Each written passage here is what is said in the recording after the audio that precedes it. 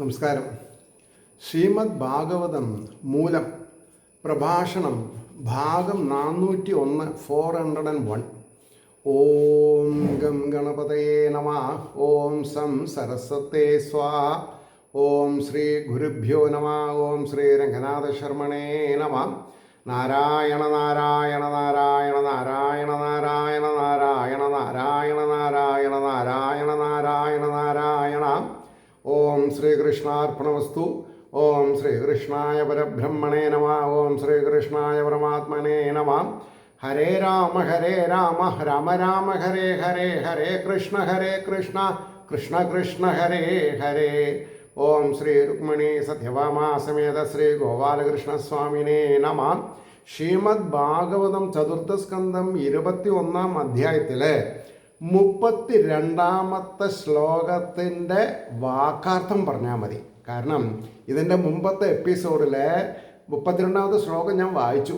പക്ഷേ അപ്പോഴേക്കും എന്താ പറയുക, ഇൻട്രപ്ഷൻ വന്നു, നിർത്തേണ്ടി വന്നു. ആ ശ്ലോകം ഞാൻ ഒന്നുകൂടി പറയാം നിങ്ങളുടെ ഇൻഫർമേഷന് വേണ്ടി. തം ഏവയൂയം ഭജതാത്മവൃത്തിഭിർ മനോവചക്കായ ഗുണൈ സ്വകർമ്മഭി അമായിന കാമദുഃഖാം കൃപങ്കജം യഥാധികാരാവസിതാർത്ഥസിദ്ധയാ. ഇതാണ് ശ്ലോകം. അപ്പോൾ അതിൻ്റെ വാക്കാർത്ഥം വരുമ്പോൾ, അവനെ തന്നെ നിങ്ങൾ സ്വവ്യാപാരങ്ങളാൽ ഭജിക്കുവിൻ. നമ്മുടെ വ്യാപാരം എന്ത് തന്നെ ആയിക്കോട്ടെ, ആ വ്യാപാരം നടക്കുമ്പോൾ ഈശ്വര സ്മൃതി ഉണ്ടായാൽ ചക്കാച്ചക്കായി, ഇത് ഏറ്റവും വലിയ ശ്രേഷ്ഠമായി. അതുകൊണ്ടാണ് അവനെ തന്നെ നിങ്ങൾ സ്വവ്യാപാരങ്ങളാൽ ഭജിക്കുവിൻ. കപടരഹിതന്മാരും അധികാരത്തെ അനുസരിച്ച് നിശ്ചയിക്കപ്പെട്ടിരിക്കുന്ന അർത്ഥങ്ങളുടെ സിദ്ധിയോടുകൂടിയവരുമായിട്ട്, അതായത് അധികാരത്തെ അനുസരിച്ച് ഓരോരുത്തരും എത്രത്തോളം ഭഗവത് വാക്കുകളെ സ്വന്തം ജീവിതത്തിൽ പ്രയോഗശാസ്ത്രത്തിൽ കൊണ്ടുവന്നിട്ടുണ്ട്, അതിനനുസരിച്ചിട്ടാണ് എന്ത് തീരുമാനിക്കുന്നത്? അധികാരം. എന്തിന്? സുഖദുഃഖങ്ങൾ അനുഭവിക്കണോ വേണ്ടയോ? സുഖം അനുഭവിക്കണോ ദുഃഖം അനുഭവിക്കണോ? അത് തലനാരഴയ്ക്ക് മാറില്ല അദ്ദേഹത്തിൻ്റെ കണക്കൂട്ടിൽ. അതുകൊണ്ടാണ് അധികാരത്തെ അനുസരിച്ച് നിശ്ചയിക്കപ്പെട്ടിരിക്കുന്ന അർത്ഥങ്ങളുടെ സിദ്ധിയോടുകൂടിയവരുമായിട്ട് മനസ്സ്, വാക്ക്, ദേഹം ഇവയുടെ ഗുണങ്ങളായിരിക്കുന്ന സ്വപ്രവർത്തികൾ കൊണ്ട് ഞാനും നിങ്ങളും അനവരതം ചെയ്തു കൂട്ടുന്ന പ്രവർത്തികളിൽ നമ്മുടെ ഓരോരുത്തരുടെയും മനസ്സ്, വാക്ക്, ദേഹം ഭാഗഭാക്കായിട്ടുണ്ട്. അപ്പോൾ പ്രവൃത്തി കൊണ്ട് കാമങ്ങളെ സാധിപ്പിക്കുന്ന പാദപത്മത്തെ, നമ്മുടെ ആഗ്രഹങ്ങൾ സാധിപ്പിച്ചു തരുന്നതാരാ? ഭഗവാനാണ്. അത് ദോഷമാണോ അതിൻ്റെ ഫലം, അതോ ക്ഷേമമാണോ? അത് നമ്മൾ ഭാഗവത്തിൽ കൂടെ മനസ്സിലാക്കിയാൽ ക്ഷേമത്തിന് വിനിയോഗിക്കാവുന്ന കാമനകളെ നമ്മൾ കാമിക്കാവൂ.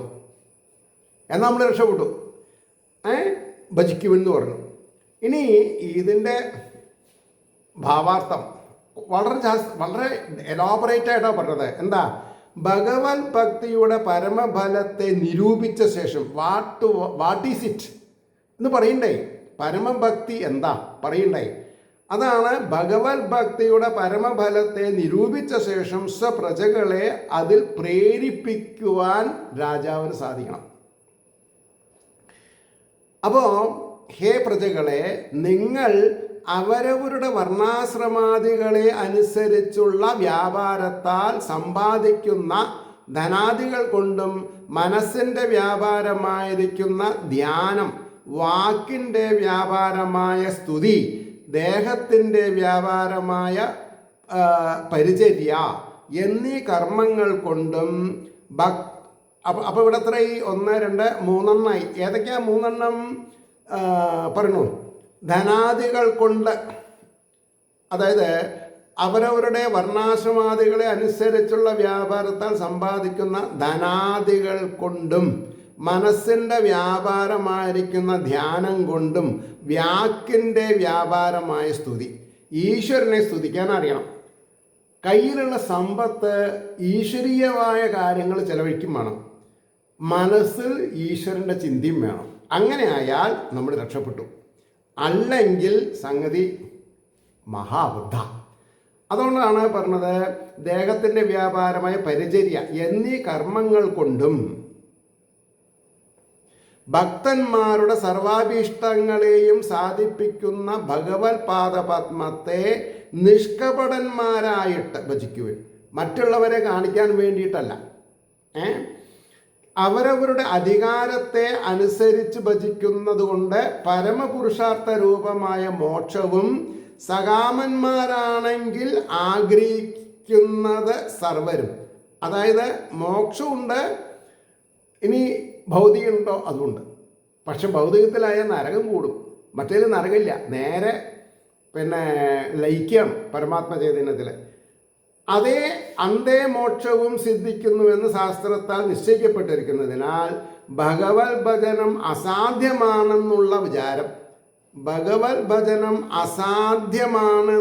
വിചാരം നിങ്ങൾക്കാർക്കും തന്നെ ഉണ്ടാവാൻ അവകാശമില്ലാത്തതാകുന്നു. അതാണ് ഏറ്റവും വലിയ പ്രധാനം. ആരൊക്കെ അറിഞ്ഞ ഈശ്വരനെ ഉപാസിക്കുന്നുണ്ടോ അവരൊക്കെ രക്ഷപ്പെടും. രക്ഷപ്പെടും. അത്രയേ ഉള്ളൂ. അപ്പം ഭജന അവസരത്തിൽ ഹൃദയത്തിൽ കാമാതിവൃത്തികൾ അങ്കുരിക്കുകയില്ല. അഥവാ ആവിർഭവിച്ചാൽ ഭഗവത് ധ്യാനമാകുന്ന അഗ്നിയുടെ സമ്പർക്കം സിദ്ധിച്ചതുകൊണ്ട് ആ കാമബീജത്തിന് രണ്ടാമത് ജന്മമാകുന്ന അങ്കരത്തെ പുറപ്പെടുവിക്കുവാൻ സാമർഥ്യമില്ലെന്നും അനുഭവജ്ഞാനമുണ്ടായ മഹാന്മാർ നിശ്ചയിച്ചിരിക്കുന്നു. ഇതാണ് അനുഭവം ഗുരു. ന മയ്യാവേശിതയാം കാമായ കൽപ്പതേ ഭർജിത കൊതിത ധാന പ്രായോ ബീജായ നേഷ്യതേ എന്ന് ഭഗവാൻ അരുളി ചെയ്തിരിക്കുന്നു. എന്നിൽ വയ്ക്കപ്പെട്ട ബുദ്ധിവൃദ്ധിയോടുകൂടിയവരുടെ കാമവൃത്തിയായി ഭവിക്കുന്നില്ല. അവിടെയാണ് സംഗതി കാമാവാം, പക്ഷേ ആ കാമം എന്തിനു പ്രയോജനപ്പെട്ടിട്ടില്ല? കാമവൃത്തി എൻ്റെ സമ്പർക്കം നിമിത്തം ആ വൃത്തിയുടെ ദോഷം നശിച്ചിരിക്കുന്നു എന്നർത്ഥം. ഇത് വളരൊരു മനസ്സിലാക്കാൻ എളുപ്പമാണ്, പക്ഷെ ബുദ്ധിമുട്ടുള്ളതാണ്.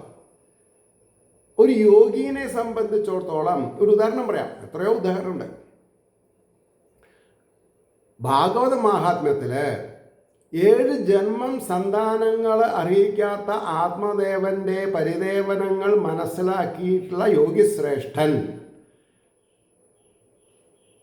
ആദ്യം നിരാകരിച്ച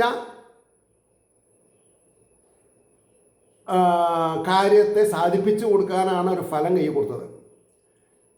അതുകൊണ്ട് യോഗിക്ക് ഒരു കമ്മ്യം വന്നില്ല. ആത്മദേവന് കമ്മി വന്നുവോ? ഇല്ല. ആത്മദേവനെ കബളിപ്പിച്ച ഭാര്യയ്ക്കും ആത്മദേവൻ്റേതാണ് എന്ന് തെറ്റിദ്ധരിപ്പിച്ച അനിയത്തിയുടെ മകനായിരിക്കുന്ന ദുന്ദുകാരിക്കും എന്തു വന്നു? ക്ഷേമം വന്നില്ല. ഇതാണ് നമ്മൾ മനസ്സിലാക്കേണ്ടത്.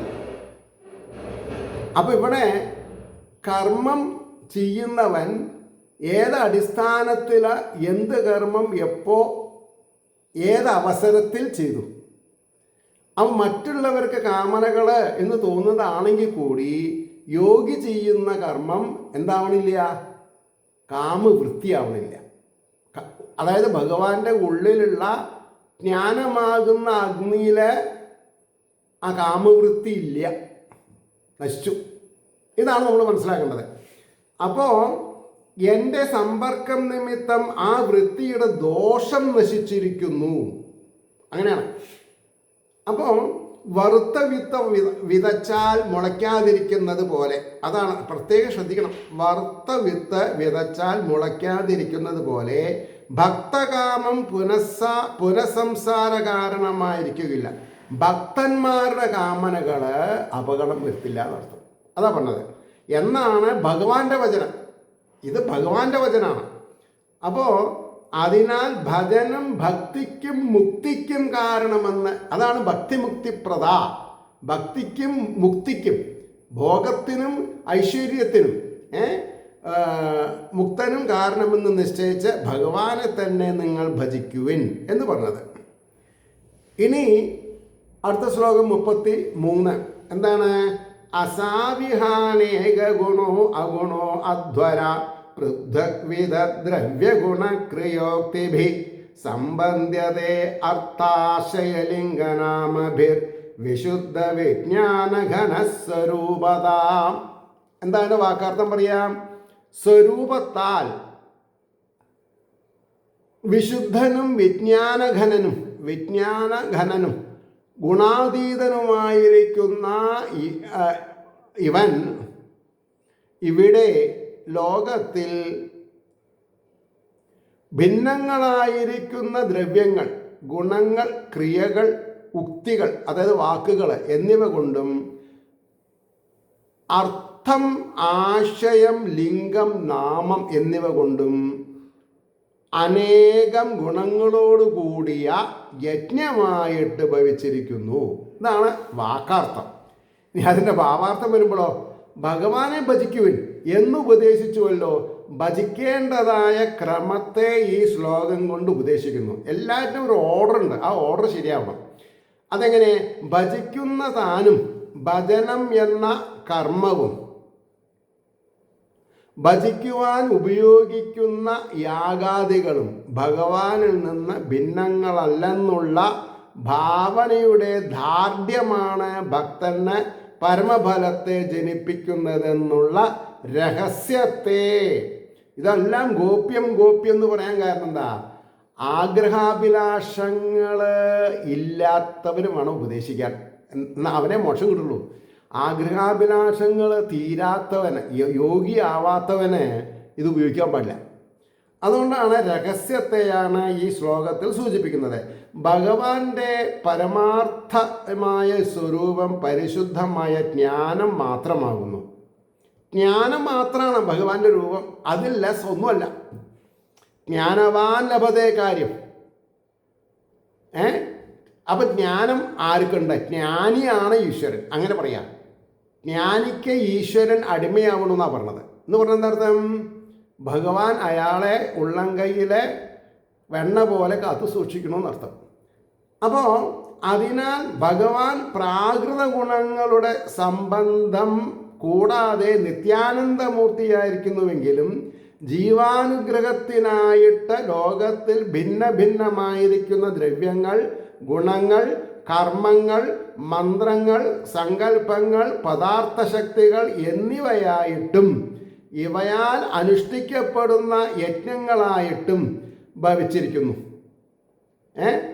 നാമരൂപങ്ങളായി കാണപ്പെടുന്ന സർവവും ഭഗവത് രൂപങ്ങളാണെന്നുള്ള ബോധത്തോടുകൂടെ നിങ്ങൾ ഭഗവാനെ ഭജിച്ചാൽ ഭഗവാനോട് കൂടെ അന്തേ സായൂജ്യം സിദ്ധിക്കുമെന്ന് സാരം. ട്രിക്ക് മനസ്സിലായോ? എന്താ പറഞ്ഞത്? നാമരൂപങ്ങൾ, കൃഷ്ണൻ, പരമശിവൻ, ബലരാമൻ, പ്രദ്യുമ്നൻ, അനിരുദ്ധൻ, ഹനുമാൻ, ഘടോത്കചൻ, ഞാൻ എൻ്റെ വായിൽ തോന്നിയതൊക്കെ പറയാം, അതൊക്കെ ശരിയാണ്. ഇനി അപ്പോൾ അത് എന്താണ്? നാമരൂപങ്ങളായി കാണപ്പെടുന്ന സർവവും ഭഗവത് രൂപങ്ങളാണെന്നുള്ള ബോധത്തോടു കൂടി നിങ്ങൾ ഭഗവാനെ ഭജിച്ചാൽ ഭഗവാനോടുകൂടെ അന്തേ സായൂജ്യം സിദ്ധിക്കുമെന്ന് സാരം. അപ്പോൾ അവിടെ ഒരു പ്രമാണം പറയണ്ടേ? ബ്രഹ്മാർപ്പണം ബ്രഹ്മഹവിർ ബ്രഹ്മാഗ്നോ ബ്രഹ്മണാഹുതം ബ്രഹ്മൈവ തേന ഗന്ധവ്യം ബ്രഹ്മകർമ്മ സമാധിനാം. അർപ്പണം ബ്രഹ്മരൂപം, ഹവിസ് ബ്രഹ്മരൂപം, അഗ്നി ബ്രഹ്മരൂപം, അർപ്പകൻ ബ്രഹ്മരൂപൻ. ഈ വിധം സമാധിയോടുകൂടെ സർവകർമ്മങ്ങളെയും അനുഷ്ഠിക്കുന്നവൻ ശരീരാവസാനത്തിൽ ബ്രഹ്മമായി ഭവിക്കും എന്നുള്ള ഗീതാവചനം ഇവിടെ അനുവദിക്കപ്പെട്ടിരിക്കുന്നു. സാങ്ഷൻഡ് എന്നാ അർത്ഥം പറയാം.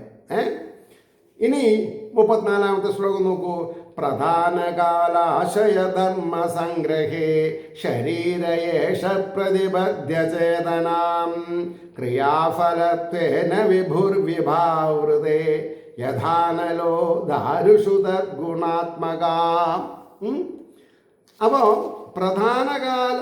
പറയണു, പ്രധാനം കാലം, ആശയം, ധർമ്മം ഇവയിൽ നിന്നുദ്ഭവിച്ചിരിക്കുന്ന ശരീരത്തിൽ പ്രധാനം കാലം, ആശയം, ധർമ്മം.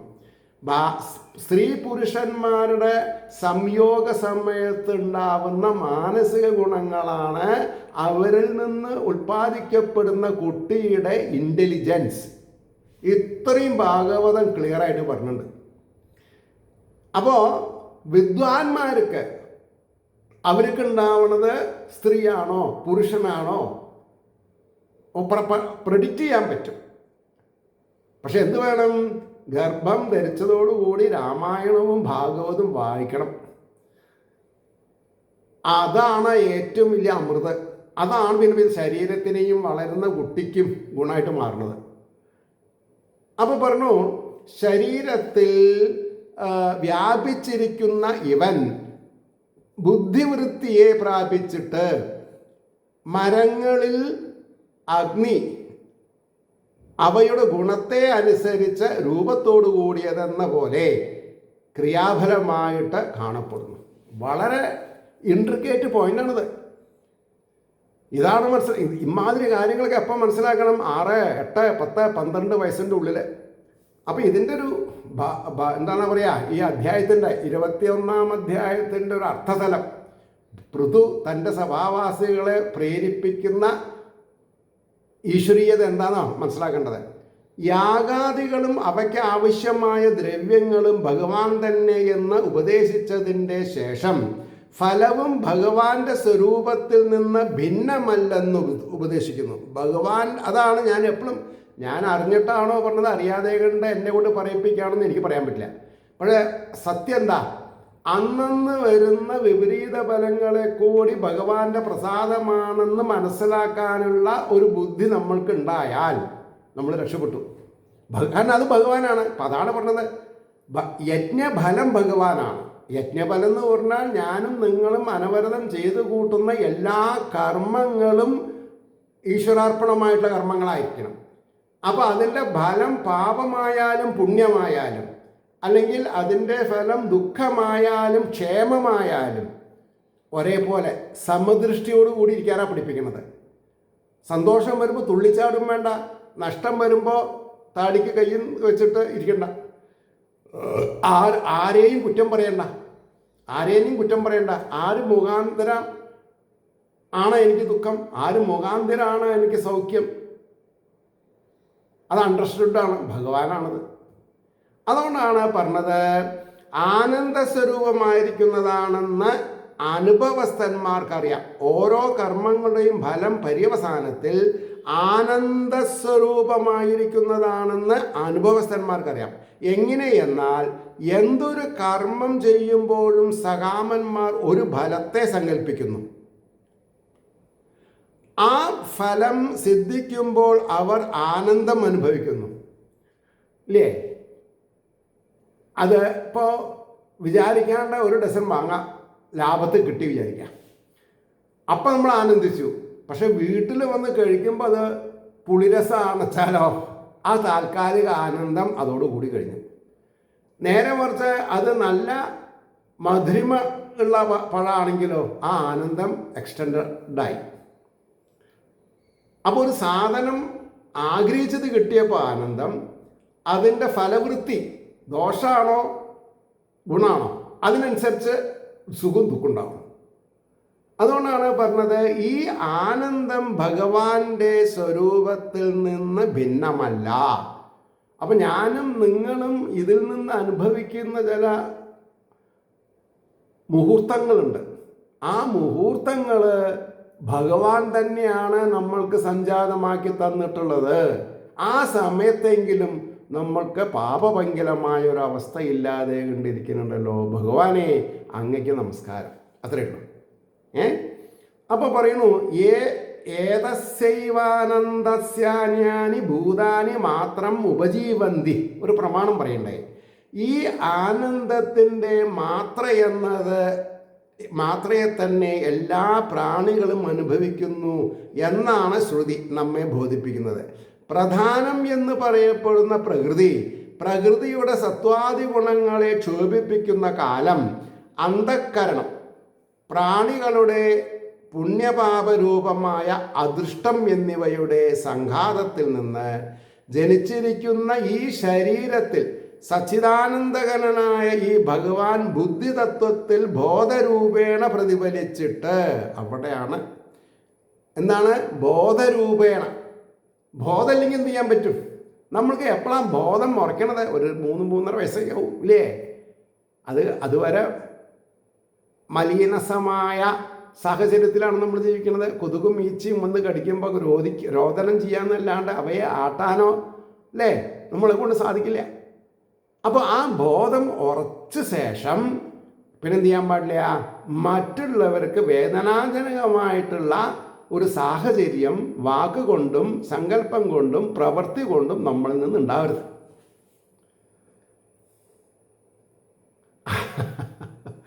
എനിക്കെന്നെ അത്ഭുതം തോന്നുകയാണ്. 2002 എൻ്റെ ആനുവൽ കോൺഫിഡൻഷ്യൽ റിപ്പോർട്ട് അന്നത്തെ HOD ബൈ മിസ്റ്റേക്ക് ട്രസ്റ്റ് വർത്തി നോന്ന് എഴുതി. പിന്നെ അദ്ദേഹം വളരെയധികം പശ്ചാത്തപിച്ചു. പക്ഷേ there is A journal, Swamy's journal, ഡൽഹിയിൽ നിന്ന് ഒരു ഗൈഡ് വരുന്നുണ്ട്, സർവീസ് ചട്ടങ്ങൾ. ഒരു പ്രാവശ്യം എഴുതിയ ACR കറക്റ്റ് ചെയ്യാനുള്ള അധികാരമില്ല. കാരണം അണ്ടർ ത്രട്ടൺ മാറ്റി എഴുതിച്ചതാണെങ്കിലോ. പക്ഷേ ഇത് സംഭവിക്കുമ്പോൾ ഞാൻ ഏറെക്കുറെ ഒരു 26 വർഷം സർവീസ് ചെയ്തിട്ടുണ്ട്. അതിലൊക്കെ എനിക്കറിയാം എൻ്റെ ACR എക്സംപ്ലറിയാണ് എന്ന് പറഞ്ഞാൽ എൻ്റെ സ്വഭാവ ഗുണം കൊണ്ട് ഈ അതാത് ഹെഡ് ഓഫ് ദി ഡിപ്പാർട്ട്മെൻറ്റ്സ് നമ്മളെ കാണിക്കും, you are N exemplary character. അപ്പോൾ എനിക്ക് ഒരു ഞെട്ടലുണ്ടായിച്ചാലും എൻ്റെ ഉള്ളിലുള്ള ഈശ്വരീയത എന്നെ സമാധാനം വെച്ചു. This is nothing to do with your future. കാരണം ഞാൻ ഭാഗവതാചാര്യനാവണം എന്നുള്ളത് എപ്പോൾ വിചാരിച്ചു കഴിഞ്ഞു? 95. അപ്പോൾ ഞാൻ 2001-2002 സപ്താഹം തുടങ്ങിക്കഴിഞ്ഞു. ആ സമയത്താണത്. അപ്പോൾ വ്യാസപീഠത്തിൽ ഇരിക്കുന്ന എനിക്ക് ഈ ACRൻ്റെ നെഗറ്റിവിറ്റി എന്നെ ബാധിച്ചില്ല. മാത്രമല്ല I may not be considered for higher post എന്ന് ഞാൻ എഴുതി കൊടുക്കുകയും ചെയ്തിട്ടുണ്ട്. കാരണം എന്താ? എനിക്ക് എൻ്റെ നിയോഗത. അപ്പോൾ കൂടെയുള്ളവരെ സ്ക്രൂ ചെയ്തിട്ട് അവരെ സ്ക്വീസ് ചെയ്തിട്ട് ടാർഗറ്റ് വെച്ചിട്ട് എനിക്ക് പണി എടുപ്പിക്കാൻ പറ്റില്ല. അതെൻ്റെ സ്വഭാവത്തിന് ചേർന്നതല്ല. അതാണിപ്പോൾ എനിക്കിവിടെ മനസ്സിലായത്. ഈ ഭഗവാന്റെ ബുദ്ധിതത്വത്തിൽ ബോധരൂപേണ പ്രതിഫലിച്ചിട്ട് കർമ്മങ്ങളുടെ ഫലാനുഭവത്തിൽ ആനന്ദസ്വരൂപനായിട്ട് അന്ധകരണത്തിൽ വിളങ്ങുന്നു. അത് ഉള്ളിലാ, ശ്രീലകത്തല്ല. ഈ അന്ധകരണത്തിൽ വിളങ്ങുന്നത് ഓരോരുത്തരുടെയും മനസ്സിലാണ്. അതാണ് ശ്രീലകത്തല്ല. അപ്പോൾ അതിനാൽ ക്രിയാഫലവും ഭഗവാൻ തന്നെ എന്നതിൽ സംശയിപ്പാൻ അവകാശമില്ല.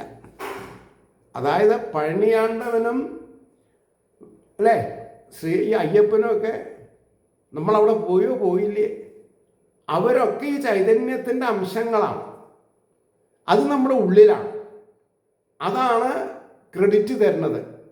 കുമുലേറ്റീവ് പെർഫോമൻസ് ഇൻഡെക്സ് ആണെങ്കിലും ശരി, പിന്നെ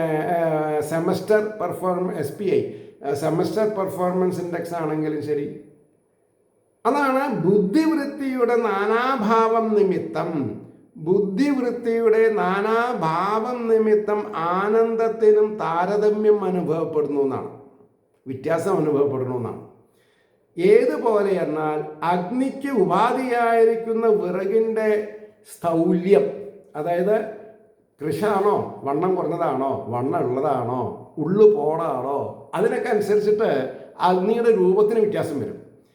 ദൈർഘ്യം, അതിന് നീളം എന്നിവയെ അനുസരിച്ചിട്ടാണ് അഗ്നിയെ സ്ഥൂലമെന്നും ദീർഘമെന്നും ജനങ്ങൾ പറയാറുള്ളത് പോലെ ബുദ്ധിയുടെ പരിണാമത്തെ അനുസരിച്ച് ആനന്ദത്തെ ചെറുതെന്നും ബുദ്ധിക്ക് പരിണാമം വേണം. സംശുദ്ധമായ അവസ്ഥയിലെത്തുമ്പോഴാണ് ആനന്ദം പരമാനന്ദമാവുന്നത്, ചിന്മയാനന്ദം. അപ്പോൾ ചെറുതെന്നും വലുതെന്നും ജനങ്ങൾ വിചാരിക്കുന്നു. വാസ്തവത്തിൽ ആനന്ദം സ്വരൂപത്താൽ ഭിന്നമല്ല. ആനന്ദം ഒരു എക്സ്റ്റേണൽ ഏജൻസി ഇത് വരില്ല, ഉള്ളിലാണത്. അതിനെ പൊടി തട്ടി എടുക്കാൻ സാധിക്കുന്നതിനനുസരിച്ചിട്ടാണ് അതിൻ്റെ വൈഭവം നമ്മളെ അതിൻ്റെ വൈഭവത്തെ നമുക്ക് അളക്കാൻ പറ്റുള്ളൂ. ആനന്ദസ്വരൂപനാണ് നമ്മൾ.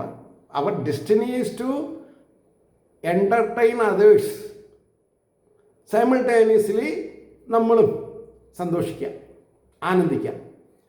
അപ്പോൾ പറഞ്ഞു, നിരതിശയാനന്ദഘനനായ ഭഗവാന്റെ സ്വരൂപം ബുദ്ധിവൃത്തിയാൽ കൂടെ ജനങ്ങൾക്ക് അനുഭവപ്പെടുന്നതാണെന്ന് സാരം. ഇത് പഠിച്ച ബുദ്ധി ഉണ്ടെങ്കിലേ അതറിയുള്ളൂ. ഇത് പഠിക്കാണ്ട് ക്രിക്കറ്റും ഫുട്ബോളും അല്ലേ, കാരംസ് എന്തുകൊണ്ടാണെങ്കിലും ശരി ആയില്ല. ഇതിൻ്റെ ഭാഷ ഒന്ന് വേറെ തന്നെയാണ്. ഇനി നമുക്ക് ഒരു ശ്ലോകം കൂടി പറയാം. 35. അഹോ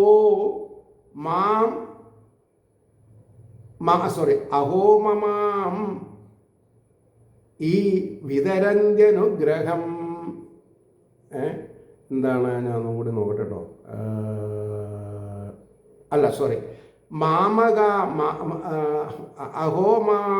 ഒരു മിനിറ്റ്, ആ വാക്ക് എനിക്ക് ഇവിടെ കിട്ടുന്നുണ്ടെങ്കിൽ. നിരന്തരം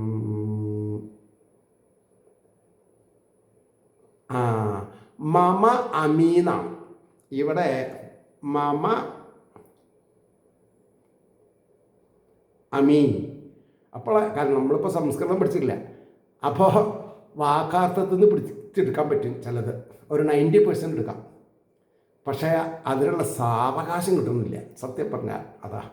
അപ്പം ഇവിടെ അഹോ മമ അമീ വിതരന്ത്യനുഗ്രഹം ഹരിം ഗുരും യജ്ഞഭുജാം മതീശ്വരം സ്വധർമ്മയോഗേന യജന്തി മാമക നിരന്തരം ക്ഷോണിതലേ ദൃഢവ്രതാം. എന്താണർത്ഥം? യാഗഭാഗത്തെ അനുഭവിക്കുന്നവരുടെ ഈശ്വരനും പൂജ്യനുമായ ഹരിയെ ഭൂമിയിൽ ഇളക്കമില്ലാത്ത വ്രതത്തോടു കൂടിയ, ചാഞ്ചല്യമില്ലാത്തത് എന്നർത്ഥം, എൻ്റെ പ്രജകൾ യാതൊരുവർ സ്വധർമ്മത്തെ നടത്തുന്നതായ യോഗത്താൽ വിടാതെ യജിക്കുന്നുവോ, നിരന്തരം വിടാതെ യജിക്കുന്നുവോ, ഇവർ എനിക്ക് അനുഗ്രഹത്തെ നൽകുന്നു.